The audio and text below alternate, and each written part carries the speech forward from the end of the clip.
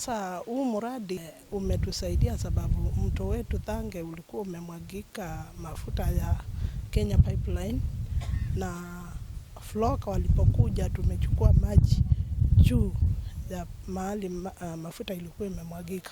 Sasa tunatumia maji ambayo ni safi, na kupitia Floka na county government tunashukuru sana. Tangu hii maji mtuletee tumeona mabadiliko, maana yake hata unaona kila mtu ameng'ara. Magonjwa ya amoeba imepungua, maana yake maji yenyewe ni treated.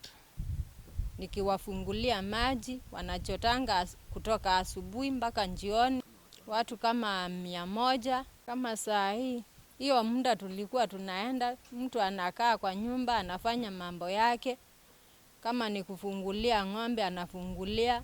Sasa hatuharibu masaa mingi. Tulikuwa tunaletewa maji na KPLC.